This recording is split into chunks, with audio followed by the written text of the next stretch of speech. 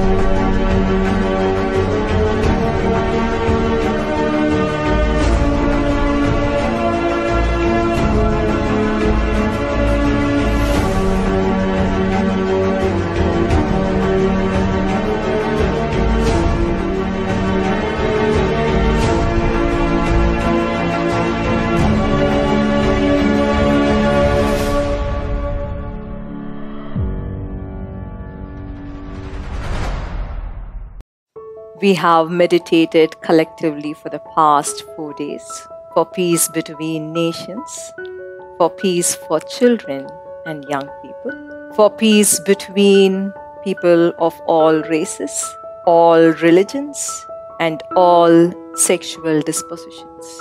We meditated for peace for Mother Earth.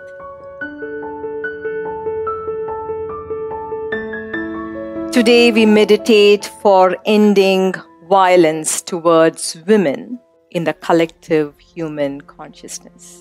We direct the power of our collective meditation towards peace for women of the world. Women are half of humanity. Women are the creators who birth the future. How can the future of the world be bright if we plunge them in darkness of inhumanity, injustice, and insensitivity? The worst sufferers in any calamity are women. This has not changed through history. If you look at statistics, the numbers will speak for you. Among people who are below poverty line, more than 70% of them are women because they are paid much lesser than men. But is the future grim? No. Today, in many countries, education for girl children is made compulsory by law. Laws have become much tougher against female infanticide, rape, and marital rape. Slowly, country after country is joining the march and making laws that dictate equal pay for men and women. In a very joyful turn of events, women are even becoming leaders in nations where there was no precedent. Professions that were considered exclusive domain of men are now opening up to women. We need these positive trends to continue. We need it to grow stronger. But are these legislations and new trends in the society alone sufficient? Is it enough? Are they enough to bring peace to women? We actually need a revolution to happen. A tidal awakening to sweep across women about the true power of the feminine. We need an awakening to happen in women about their fellow women. We need an awakening to happen in men about women. Peace for women cannot happen as a result of fight against men or comparison with men. Peace only happens when women will walk out of the shadows of ignorance and will rise to their true power. We have Preethaji with us, the captain of the Indian cricket team. She is fulfilling her dharma by inspiring scores of women and young girls to rise above their limitations.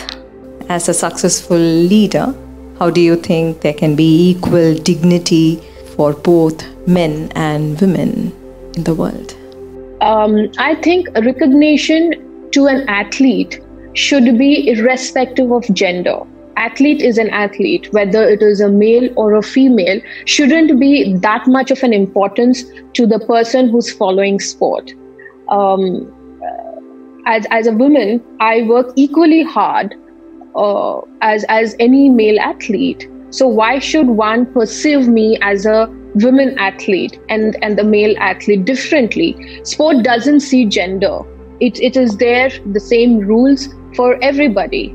So I think as society, if we look forward to just not sport but any field, and not perceive things as in terms of gender or caste, it will make our society more, I would say, progressive, if we see and give opportunities, an environment to thrive, women as equal as men.